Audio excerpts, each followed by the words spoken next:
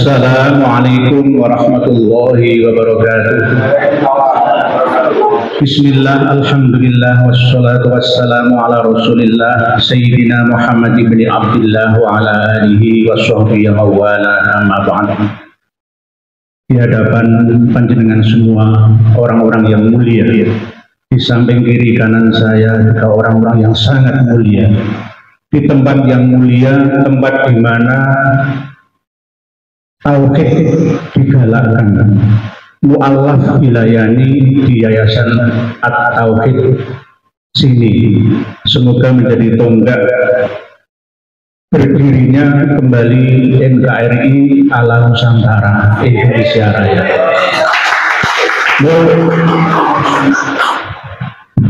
Mulai dari malam hari ini, bahkan malam-malam yang lalu ya, untuk yang akan datang, hari malam terus berganti. Semoga umat Islam yang ada di Indonesia ini semakin sadar, menyadari akan pola tipu daya kaum Ba'alawi. Siapa kaum Ba'alawi itu? Kaum yang mengaku sebagai Nabi, darah Nabi, ahli bait Nabi, tetapi tidak ada data yang benar-benar bisa diakui oleh nasabah mutaqaddimin dan nasabah mutaakhirin yang berakal sehat sampai saat ini. Di antaranya adalah beliau Haji Imaduddin Usman Al-Bantani. Saya secara pribadi tidak mendukung beliau, tetapi mendukung penelitian dan keilmuan sekaligus kebenaran yang beliau sampaikan. Jadi objektif saya berada di tengah, tetapi karena beliau adalah orang yang benar, Gus Fuad orang yang benar, Gus Fakih orang yang benar, Said Mutaqori orang yang sangat benar, Bagus Mobi orang yang benar, bahkan Prof. Dr. Manakim Ali orang yang sangat-sangat benar, dan saya wajib mendukungnya. Tidak hanya saya, seluruh umat Islam Indonesia, bahkan tidak hanya umat Islam, tetapi umat non-Muslim pun wajib untuk mendukung kebenaran ini. Jika kita bersatu untuk menyampaikan kebenaran, maka kebatilan akan muncul. Tetapi kalau kita diam, maka kebatilan akan maju, kita yang mundur.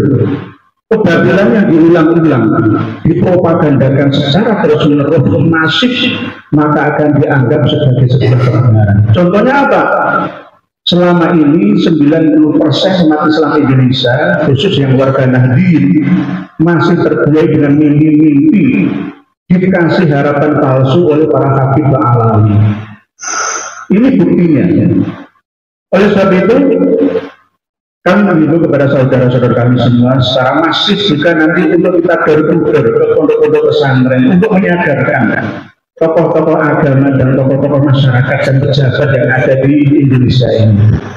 Bukan untuk benci, mengusir Ba'alawi, tidak, menyadarkan, kembalikan ajaran murni Islam yang sebenarnya rahmatan lil alamin, bukan rahmatan lil Ba'alawiyin. Karena apa? Islam di Indonesia ini sudah dimanipulasi, dimonopoli oleh mereka. Mohon maaf, ini agak keras ini, tapi rodo santun ya. Rodo santun. Hadis sudah dirubah. Artinya bahkan mengambil hadis yang maudhu, bukan dhaif. Quran saja tafsirnya bisa dimanipulasi. Apalagi kitab-kitab sejenis kitab nasab. Sudah disampaikan oleh beliau di Haji Imaduddin Usman, dan saya juga menyampaikan sejak abad 4 sampai 9 Hijriah tidak pernah ditemukan keabsahan silsilah nasab Ba'alawi. Terus masih ada yang tetap percaya itu atas dasar apa? Atas dasar kita minta nasab mutaakhir? Ya pastinya kita kembali ke awal. Mutaqaddim, kitab nasab yang lebih primer dan sekunder mendekati primer. Nanti pasti kita akan dituduh, oh itu seni Wahabi, seni Syi'i, pasti begitu. pasti kita akan dipojokkan, disudutkan. Mengikuti Syekh Abu Bakar At-Turbani, Syekh Audah. Mana kitab yang berhaluan Ahlussunnah wal Jamaah yang membatalkan nasabah alawi? Ada banyaknya. Kita sudah buka website dan sekarang sudah terbuka jaringannya di seluruh dunia.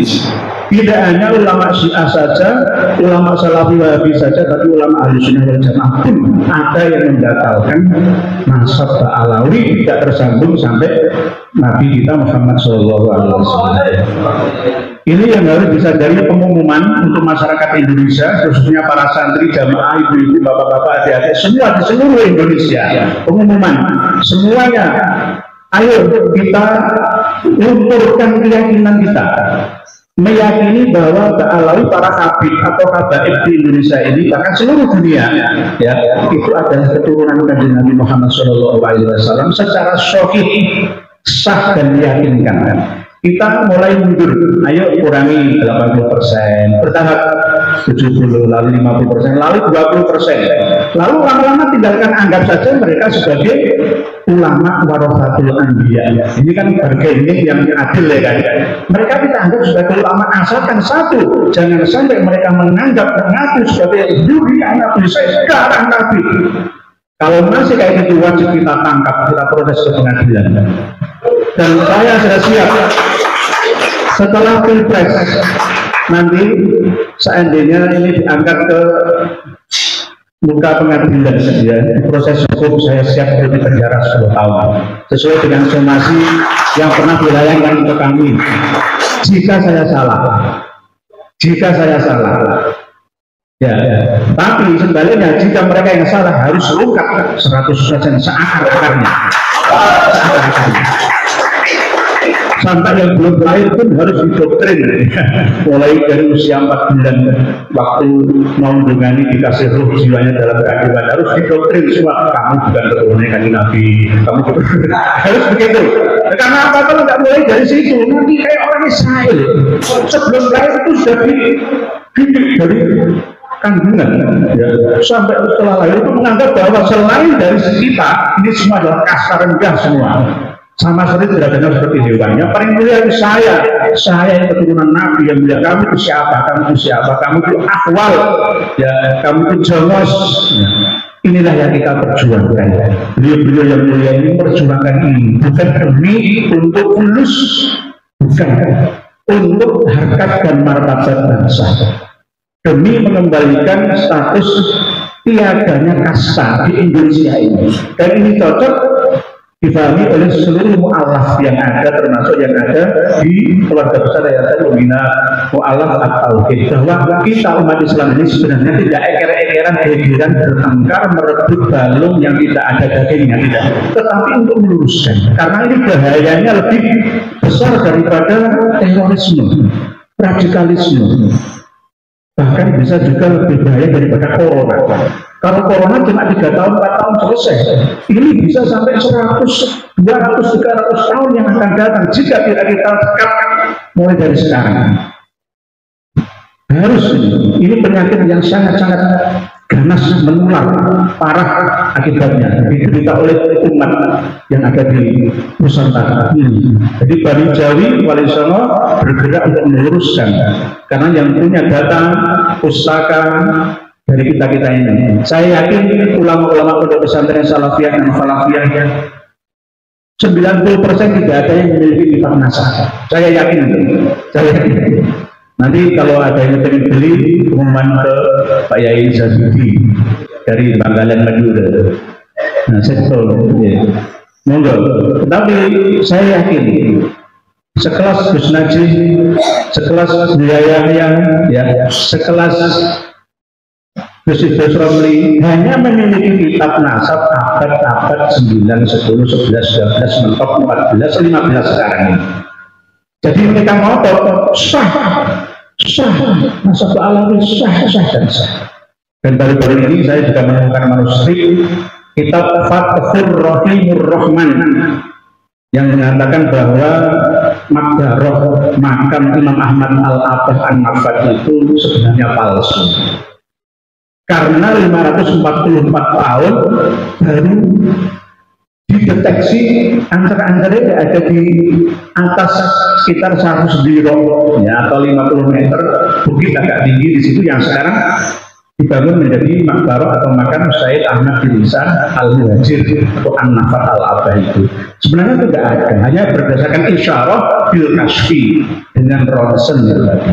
Dan ilmu ronsen makam itu turun-temurun sampai sekarang. Buktinya kan ada sampai sekarang. Nah, Imam Ahmad Al-Abah ditemukan makamnya itu juga berdasarkan ilmu ronsen. Dan buktinya sampai keturunannya di Indonesia Nusantara mencari makam-makam tua juga dengan ilmu ronsen, dialihkan ke klan Alawi, kebanyakan bin Yahya Al-Idrus Asegaf dan lain-lain. Mungkin demikian yang dapat saya sampaikan.